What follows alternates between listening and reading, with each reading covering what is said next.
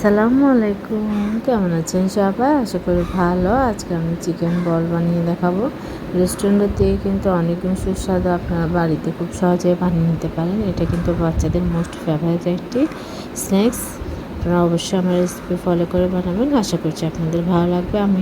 আমি যে কোনো রেসিপি কিন্তু খুব সহজভাবে করি, যেন সবাই খুব সহজে বাড়িতে বানাতে পারে বাসায় থাকা অল্প উপকরণ দিয়ে, কারণ সবার কাছে সব কিছু অ্যাভেলেবেল থাকে না, যার জন্য আমি খুবই সহজভাবে করি। আশা করছি আপনারা আমার রেসিপি ফলো করে বানাবেন।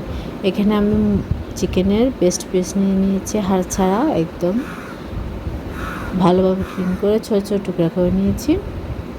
এটাকে আমি ব্লেন্ডার করতে হবে।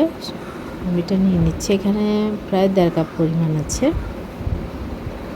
পরিমাণটা সবসময় কিন্তু বলি, অনেকে বলতে পারে মানে আপনারা পরিমাণটা কিন্তু নির্দিষ্ট করে বলেন না কয়টি হবে। আসলে এটা আপনাদের উপর, আপনি কতটুকু পরিমাণ বানাচ্ছেন। আপনি যদি বেশি পরিমাণে বানান তাহলে অবশ্যই বেশি নেবেন, কিন্তু সব কিছু নিয়মাবলীটা আপনার প্রসেসিংটা সব কিছু ফলো করলে কিন্তু হয়ে যাচ্ছে। আর আপনারা বেশি বানালে এর ডবল নেবেন, কম বানালে এর থেকে কম নেবেন। একটা জাস্ট আইডিয়া করে একটা আপনাদের থেকে বুঝে নিতে হবে।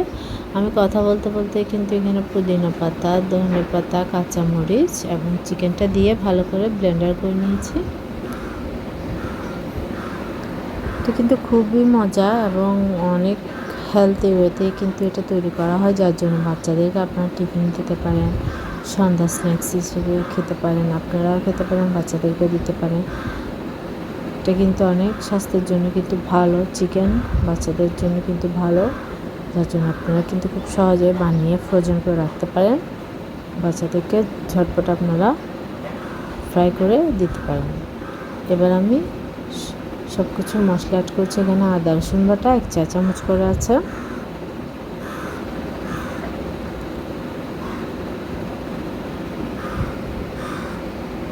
কর্নফ্লাওয়ার নিয়েছি 1 চা চামচ পরিমাণ,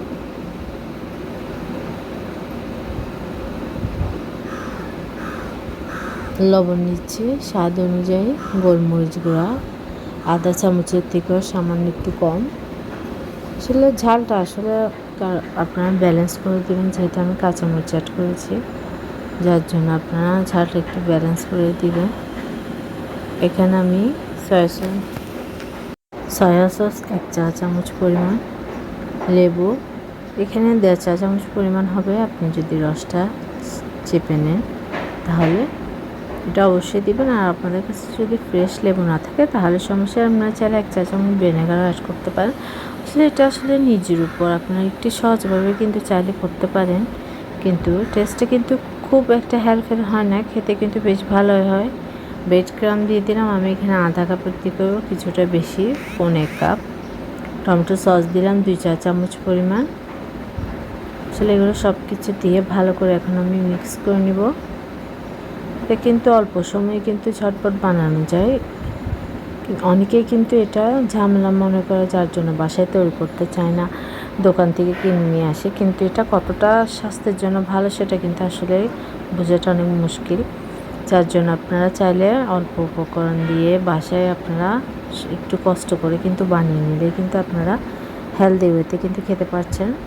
তাই অবশ্যই আপনারা চেষ্টা করবেন যে কোনো কিছু বাসায় তৈরি করে খাওয়ার জন্য। এটা কিন্তু স্বাস্থ্যের জন্য ভালো, কারণ দোকানেরগুলো আমরা কিন্তু দেখছি না কিভাবে প্রসেসিংটা করছে, যার জন্য একটু কষ্ট করে হলো আপনারা বাসায় তৈরি করার চেষ্টা করবেন।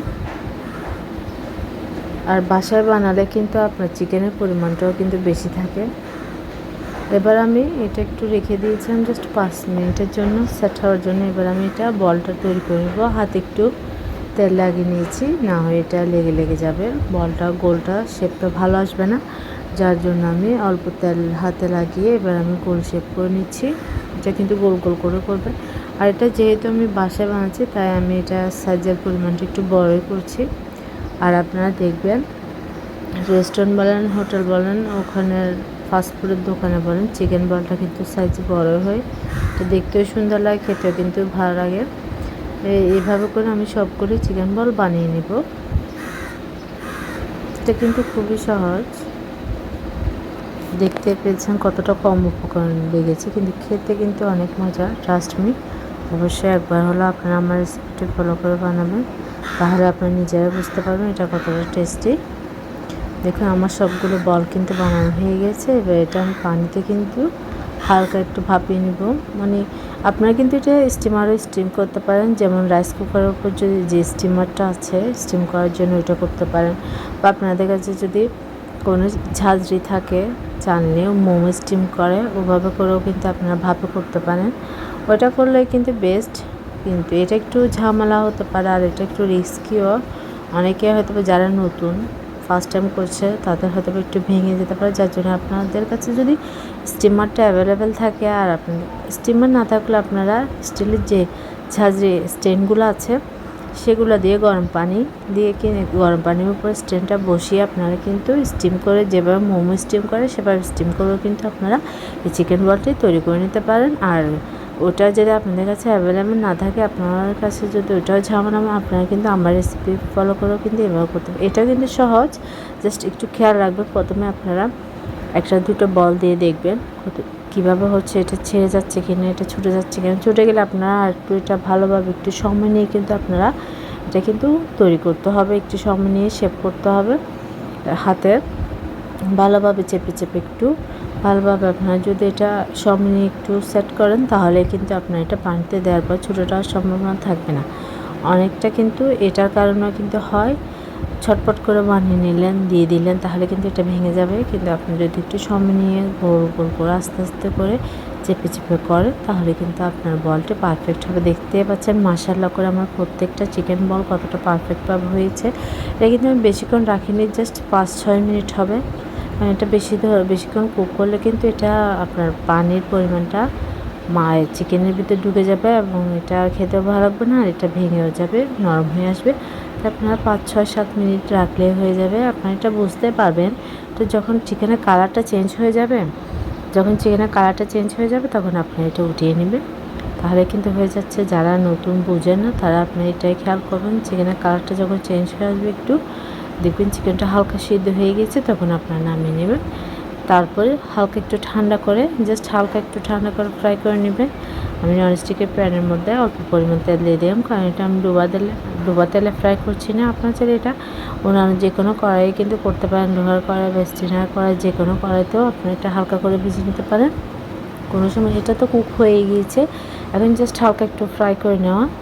আর আপনার যদি এটা ফ্রোজেন করেন, এটা আপনারা এয়ারটাইট কন্টেনারে রেখে কিন্তু আপনারা 1 থেকে 1.5 মাস এটা ফ্রোজেন করতে পারেন, কোনো সমস্যা নেই। জাস্ট আপনারা ফ্রাই করার 10 মিনিট আগে বের করে রাখবেন, যখন এটা নর্মাল হয়ে আসবে হালকা একটু তখন ফ্রাই করে নেবেন। কারণ সাথে সাথে আপনারা ফ্রিজ থেকে বের করে বরফ অবস্থায় দিবেন না, তাহলে কিন্তু এটা ভাজাটা ঠিক হবে না, ভেঙে যাবে আর ভিতরে কুকটা ভালোভাবে হবে না, যেহেতু আপনার ঠান্ডা থেকে যাবে।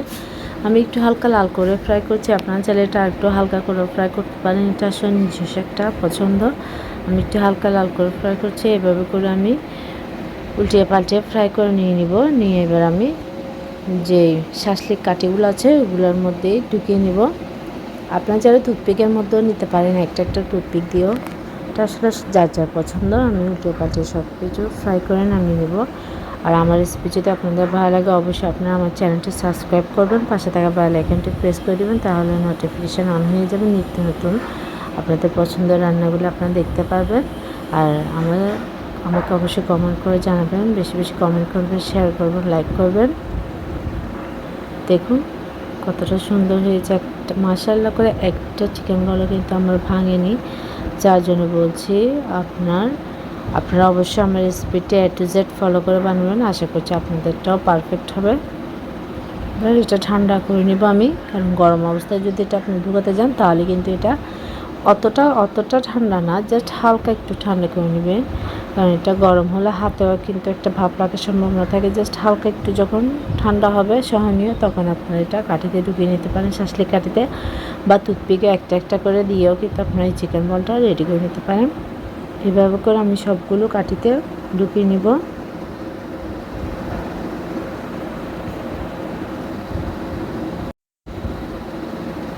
দেখুন হয়ে গেছে, আশা করছি আপনাদের ভালো লাগবে। ভুল ত্রুটি হলে আল্লাহ হাফেজ, আসসালামু আলাইকুম।